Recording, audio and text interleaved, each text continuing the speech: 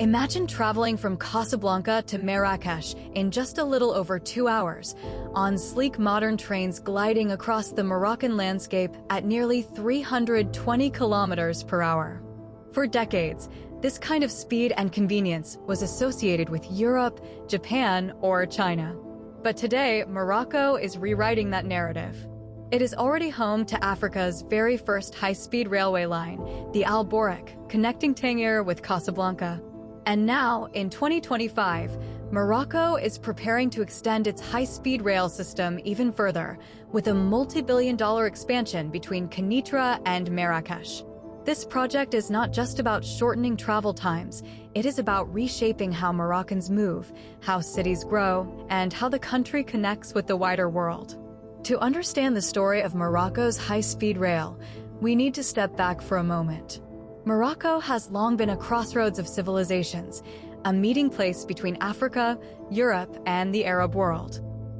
Its geography has always made transportation vital, but until fairly recently, the country's railway system was fairly modest. The first Moroccan railways were built during the French protectorate in the early 20th century. They were designed mainly to extract resources and move goods, not to connect people efficiently.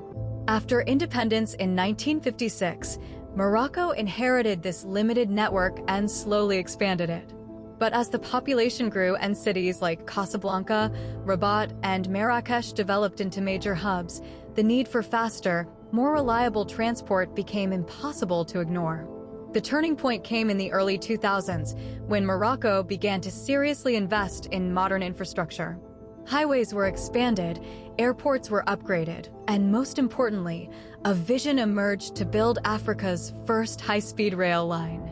This vision materialized in 2018, when the Boraq line was inaugurated by King Mohammed VI. Stretching about 186 kilometers between Tangier and Kenitra, and then connecting to Casablanca through upgraded conventional tracks, it slashed the journey between Tangier and Casablanca from nearly 5 hours to just over 2. The project was ambitious, expensive, and controversial, but it worked. Passenger numbers surged, and the line became a symbol of modern Morocco. But the Boraq was always meant to be just the beginning. The ultimate goal has been to extend the line southward to Marrakesh and eventually to Agadir. Marrakesh, after all, is one of the most visited cities in Africa, a cultural and economic hub with millions of tourists arriving every year.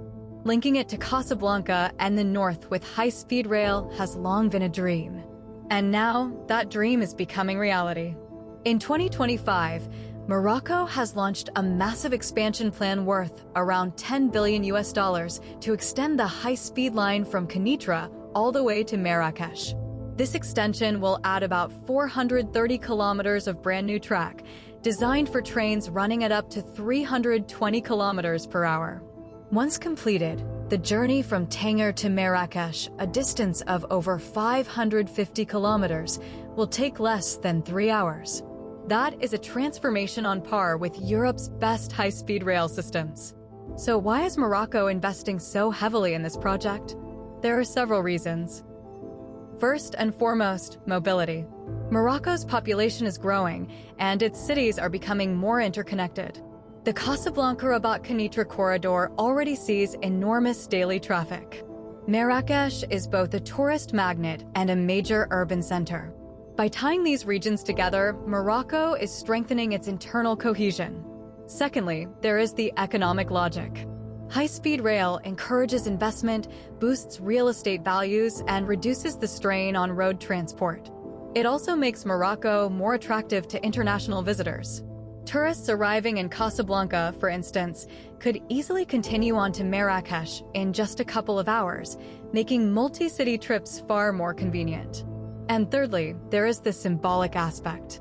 High-speed rail projects project an image of modernity, ambition, and technological progress. For Morocco, being a leader in African rail transport is a source of pride and a signal to the world that it is moving forward. But like any ambitious project, the Kenitra-Marrakesh high-speed rail extension comes with challenges. The price tag is enormous. $10 billion is no small sum for a country of Morocco's size. Financing has been a major question, with a mix of government funding, international loans, and foreign partnerships coming into play. France, which was deeply involved in building the original Al Boraq line, has again been a key partner, both in financing and technology. French companies provided the trains, engineering expertise, and much of the technical know-how. Critics, however, argue that Morocco is becoming too dependent on foreign suppliers, and that the debt burden of such projects could weigh heavily on the national budget. Others worry about inequality, noting that while Casablanca and Marrakesh are being linked by world-class trains, many rural regions still struggle with basic road and rail connections.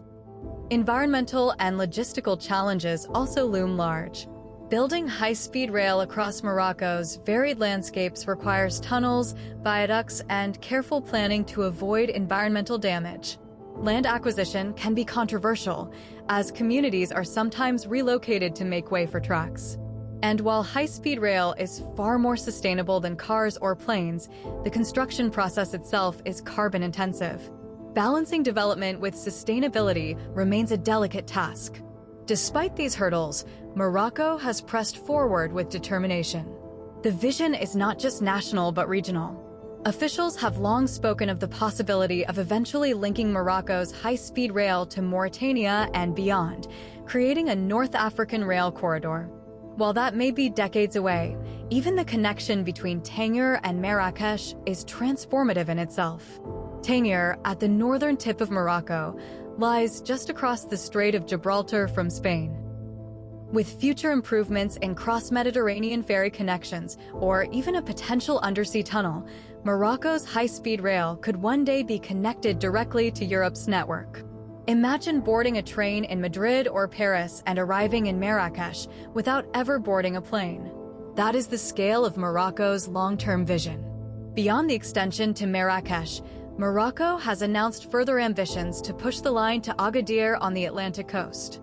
Agadir is a growing economic center and another key tourist destination.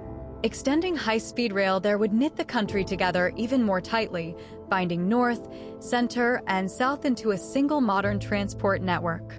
Other lines are being considered too, such as links eastward toward Fez and Oujda.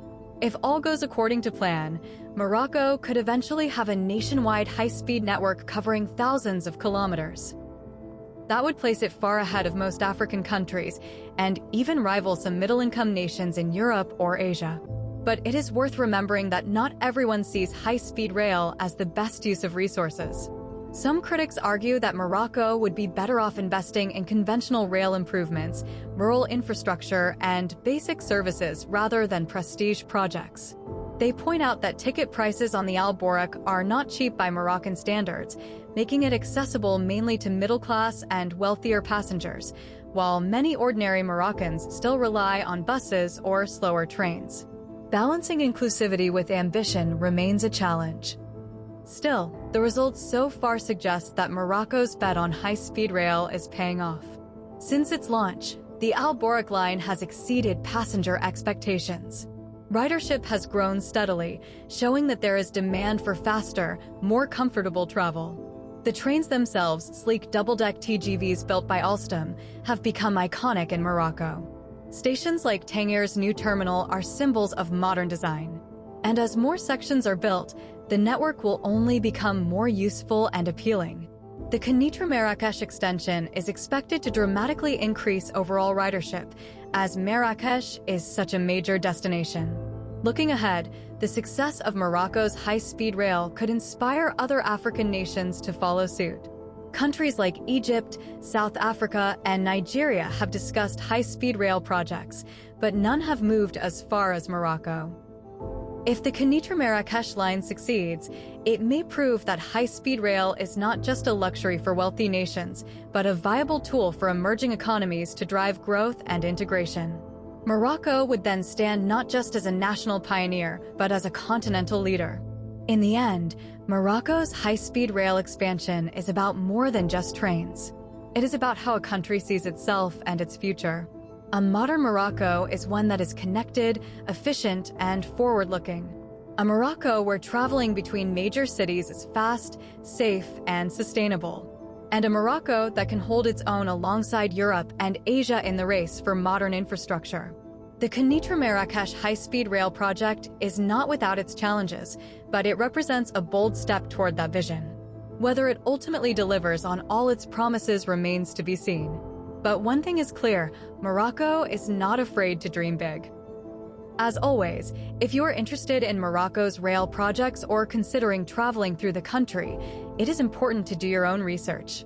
The information here reflects major developments as of 2025, but projects evolve, conditions change, and new updates may emerge. Exploring Morocco by train is already an incredible experience, and with these new expansions on the horizon, the journey is only going to get more exciting. Thanks for watching. How do you think this project will go?